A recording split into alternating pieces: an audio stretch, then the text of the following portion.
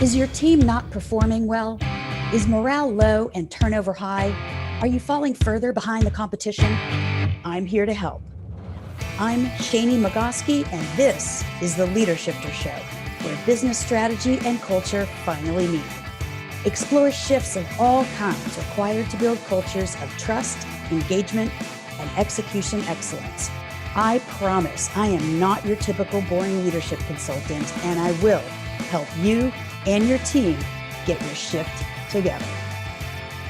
All right, we are live. Hello, Leadershifters, and welcome to another edition of the Leadershifter Show with Shani.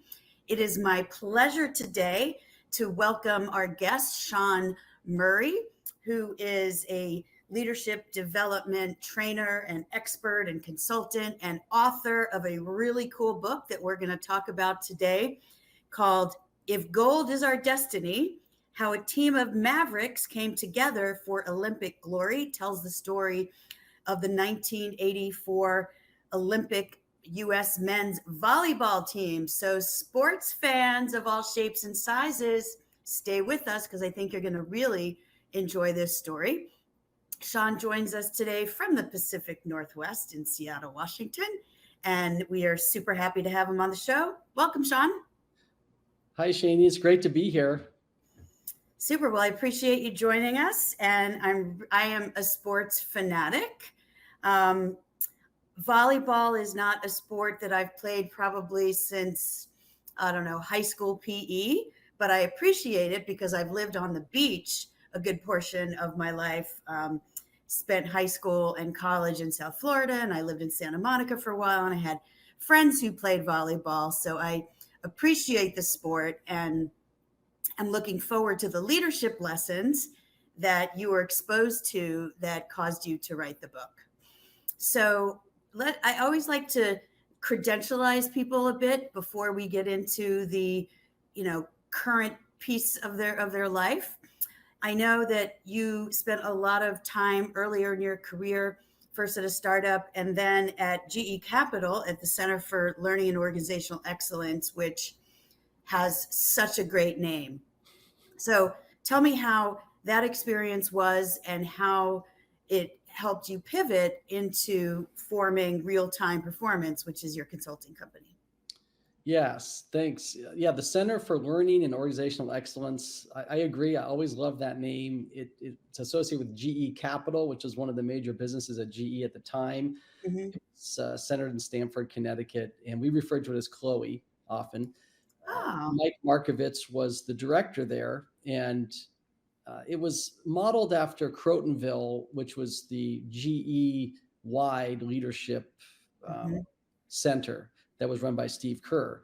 And the Crotonville Center was very successful in developing future GE leaders. They'd bring people in and teach various leadership skills, get them to think broadly across the different businesses at GE.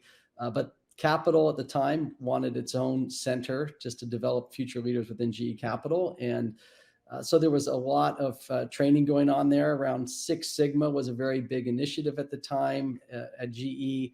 A lot of around process improvement, process mapping, and just basic leadership skills and strategic thinking. And I was exposed to a number of great thought leaders that would come through there.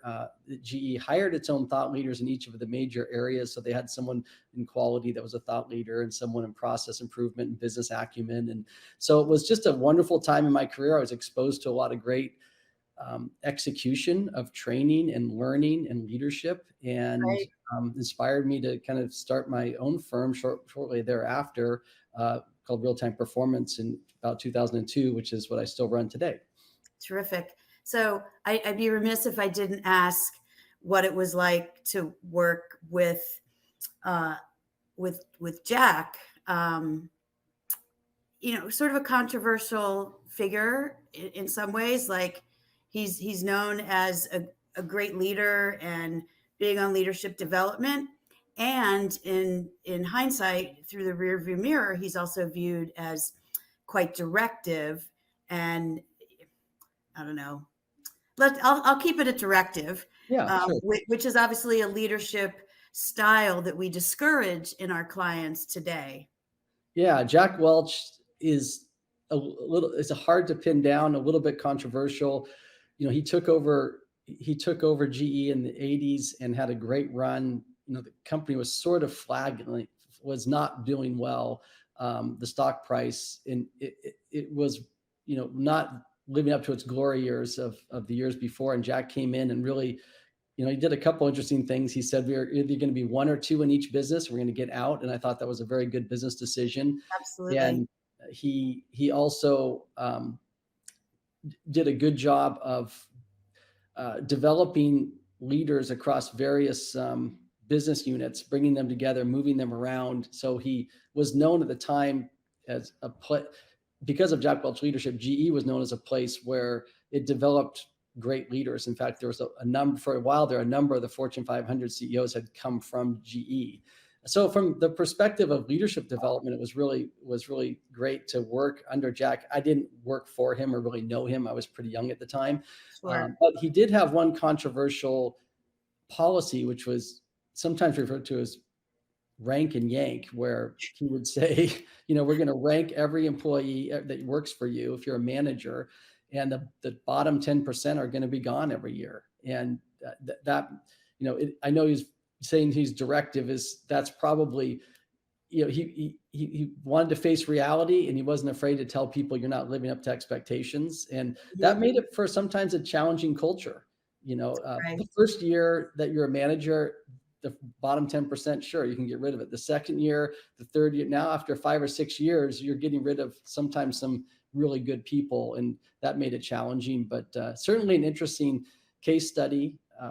The one thing that, looking back, GE after he left really didn't live up to expectations. And a lot of people point to, and he even mentioned his biggest mistake was the successor that he chose, Jeff Immelt, to take over for him. He thought, in hindsight, was not the right person. But that's getting into GE politics, I guess. Right. Yeah. Which I didn't mean to go down that rabbit hole. I was just curious. And I think, correct me if I'm wrong, didn't GE kind of invent the 9 box for ranking employees? Yeah. Well, I know that was a big part of what we did there. Yes, the 9 box, which was kind of a matrix of, how well you lived the values and how well you delivered and executed on the results. Right.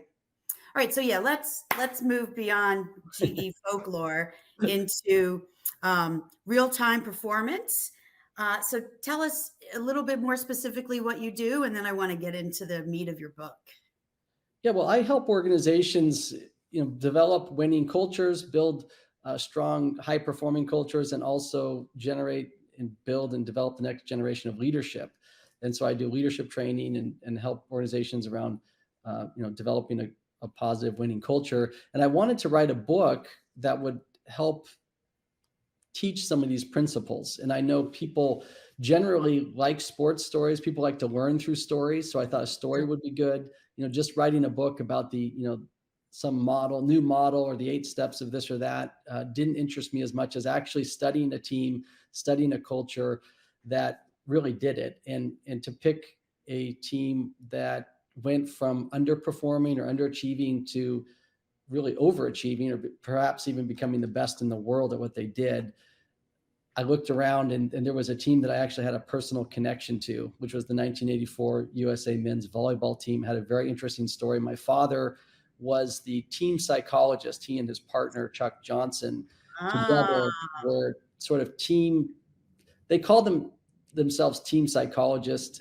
Some people have asked me, well, were they sports psychologists? A little bit, but often sports psychologists are very much about the individual athlete and your mental mindset around performing at your highest. And that was a part of what they did, but they were also very focused on developing a culture because it was a team sport and how the team worked together. And so they were involved in that. I also had recalled that team had been on a 3-week outward bound course as part of their training.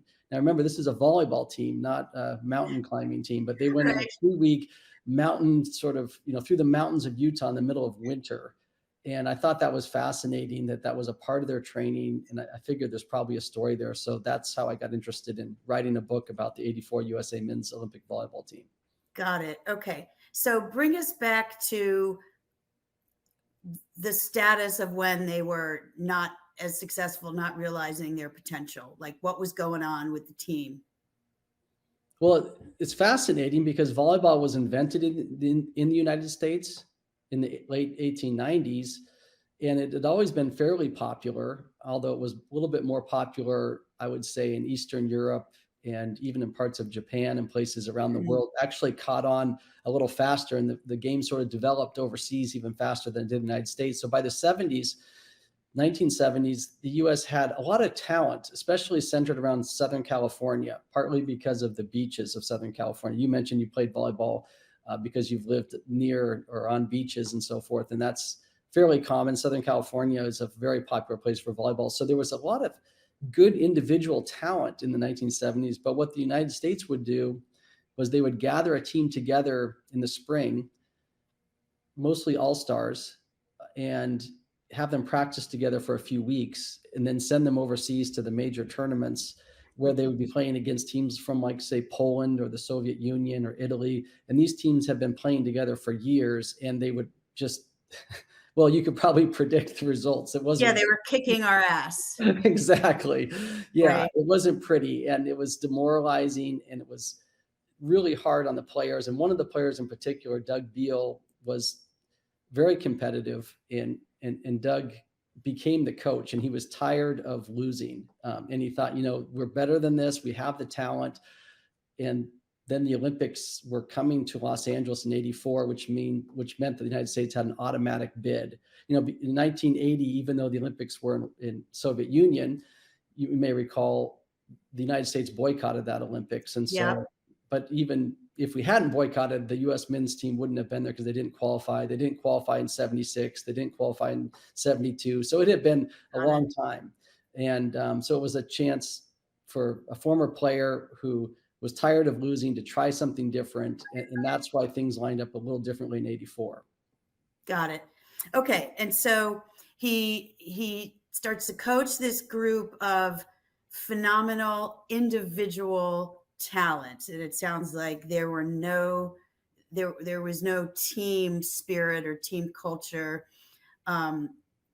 which is a hugely important thing. I know many people who are listening and watching are probably familiar. We talked about this pre-show with the movie Miracle on Ice, where Kurt Russell plays the coach. And same thing. The team is comprised of like the number one player from all 50 states. They were all super talented, but egotistical and self-interested. And so they kept losing. And Kurt Russell finally was like also tired of losing. And he was really hard on these guys. And I actually show an abbreviated clip from that scene, which is so dramatic, where after they lose a hockey game, he makes them, they're already tired. He makes them do these suicide skates up and down and up and back for hours. And they're like nearly collapsing. And finally, one of the guys gets it. And he says something like, I'm so-and-so from Massachusetts. And Kurt Russell says, and who do you play for? The United States of America. And so it's like it's the name on the front of the jersey, not the back of the jersey. So, you can see I get even excited talking about it because it's such a great metaphor. So what's the version of that with the volleyball team? Well, there's a lot of similarities. I mean, that scene, I agree, just sort of gives me chills just thinking about it. And, those players were often identifying with their college teams at the time. I'm from University of Massachusetts, or I'm from Minnesota, University of Minnesota.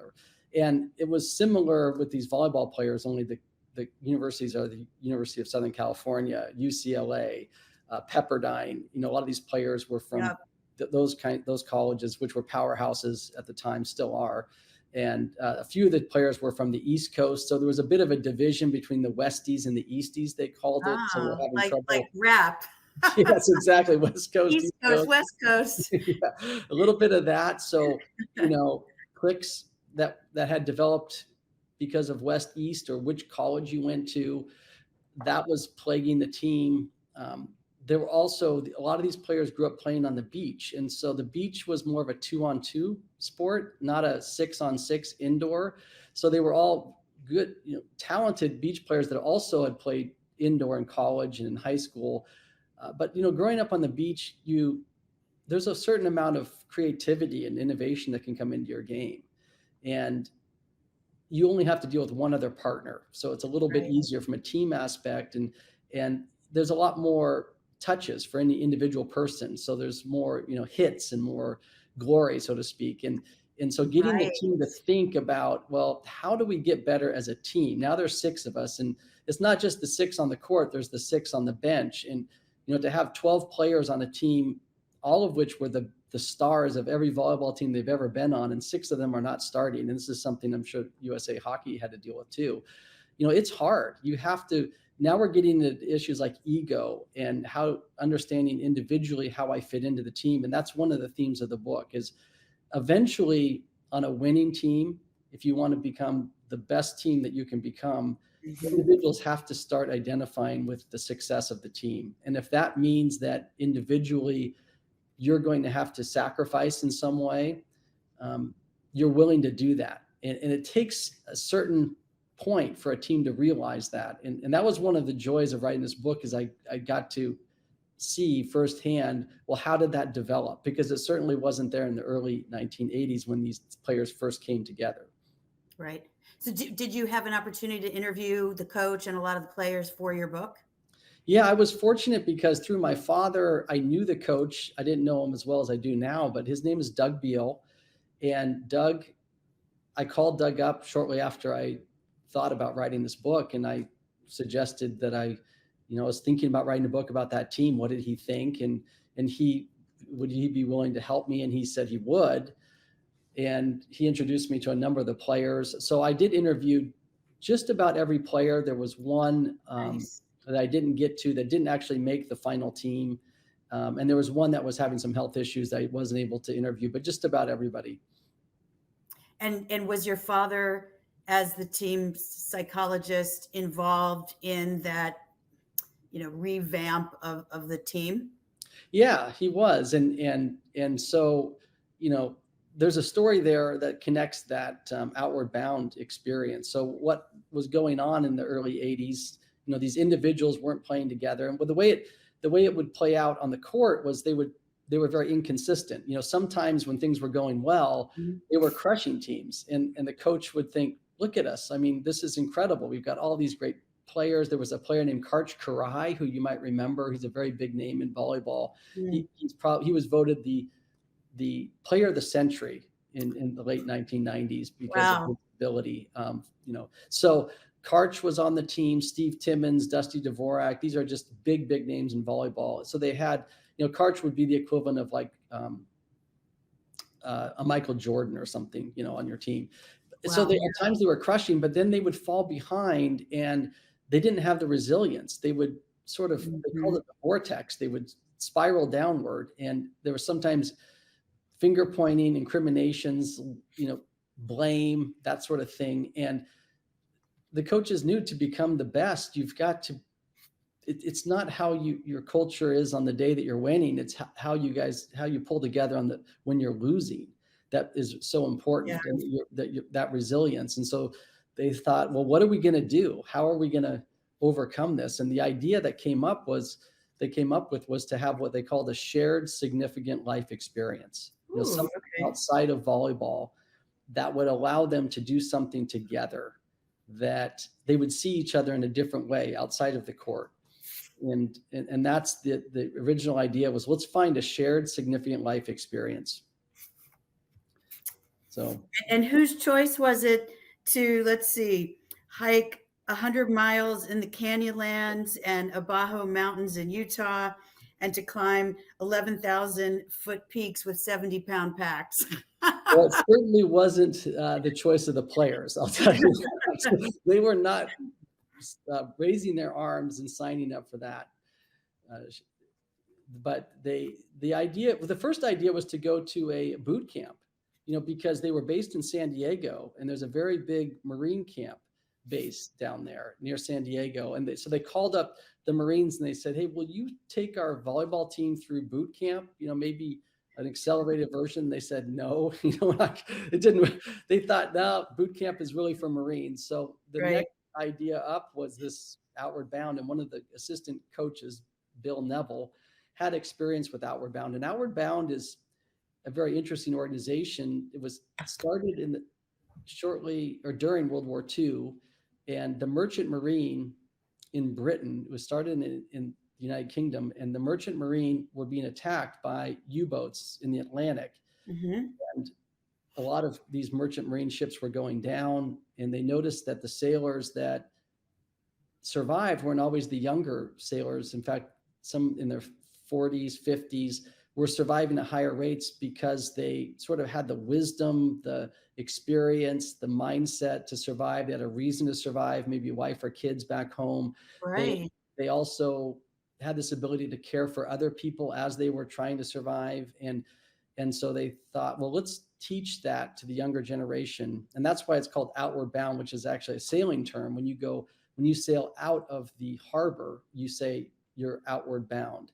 And that's sort of going out into, exploration and the unknown.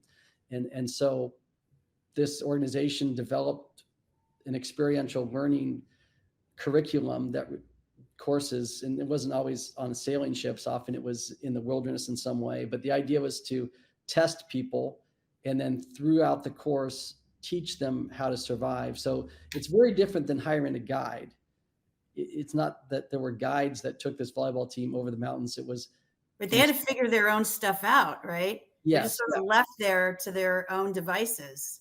Yeah. Like by the first week, they had taught them everything how to navigate with a compass and a map and how to start a fire and so pretty soon it was like, okay, you guys are on your own. You have to get from here to there, figure it out. And that was a part of the learning. And the players didn't want to go. If you think about it from the player's perspective, it's sort of like, well, how are you going to get better? How are we going to get better at volleyball, out in the woods? I mean, we want to get better. We need more practice time. And the coaches had the exact opposite idea. No, we need to get outside of volleyball. We need to learn how to become a team. And, I just saw a scene. I don't know if you saw Top Gun Mavericks. Oh my God. I had a permanent smile on my face the whole movie, like the nostalgia and the excitement of the movie, the new movie, and Goose's son. Oh yeah. Yes, I saw it. Well, there's a scene there where Tom Cruise, he's charged with becoming the instructor at Top Gun. And I hope I'm not giving away too much there. And spoiler alerts. Yeah, he takes the team out for some football on the beach, right? And he's out, and one of the John Hamm character comes up and says, "What are you doing here? They should be flying airplanes." He's like, "No, we need to become a team." He said, "We're becoming a team." And it reminded me of this volleyball team out there in the wilderness. They did not want to be out there. They didn't all understand why they were there. But what happened was, every night, someone's got to set up the tent, right? Someone's got to clear the snow. Someone's got to gather the firewood. Someone's got to make the fire. Someone's going to cook dinner. They're doing this for each other to survive.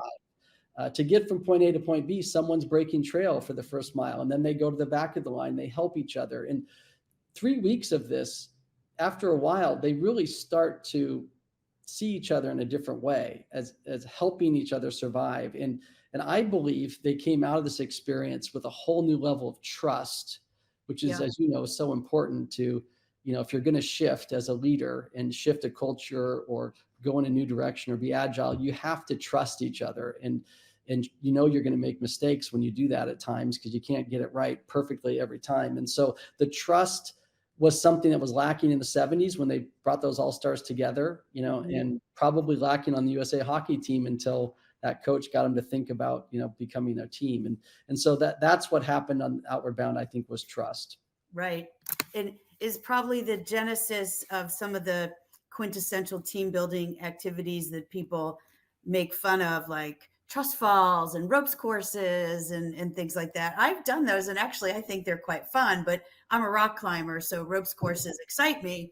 I know they don't thrill everyone else, but I just want to take kind of a TV time out here and emphasize what you said to people that are listening and watching, which is having your team do more work in the office is not how you build a team.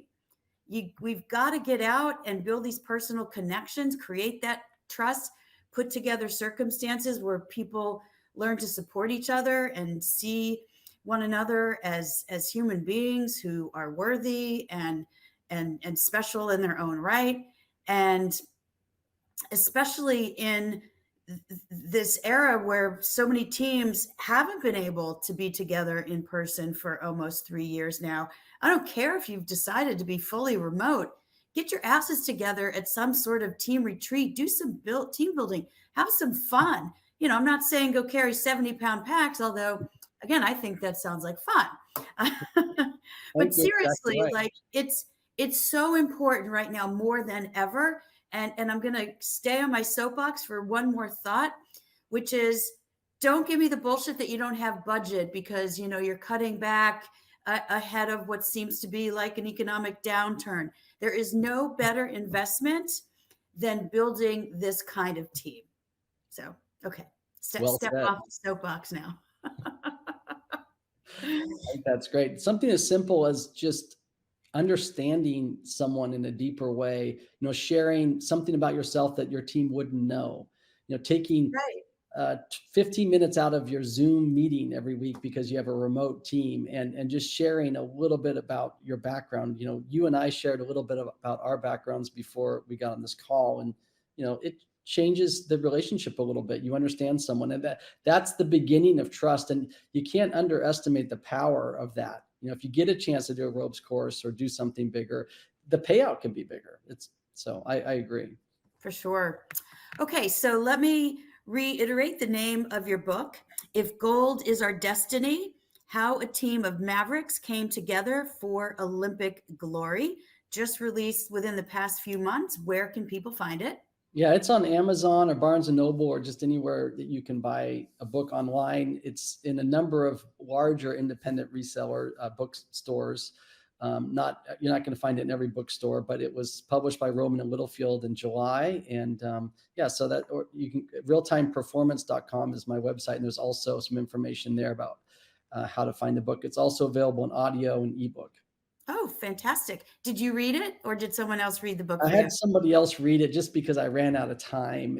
Okay. I didn't realize how long it took it's not just the 3 hours it takes to read the book. It's like a week. So, right. And then let me also put in a plug for your podcast, The Good Life. Anything in particular you want to emphasize about that for folks who are interested in checking it out? Yeah, I mean, we talk about a lot of these issues around leadership and culture, and I just expanded a little bit to get beyond business at times, so we can talk about, you know, what it takes to live a meaningful and fulfilling life. And I think leadership is a part of that in what we do at work, but also, you know, able to tackle topics that even go beyond that. Absolutely. Well, I really appreciate you joining us today. This was a great, really fun conversation. And want to just summarize with a couple of things that I wrote down as we were chatting that I think are important to underscore. The best teams are those who identify as a team and not a bunch of individuals. And if we don't have that, we're going to find, and these are the words that came out of your mouth, and it's great, inconsistency, lack of resilience, blame, finger pointing, and this is also super important. It's about how we come together when we're losing that really defines success, because it's easy to pat everybody on the back when we're winning and everything's going well.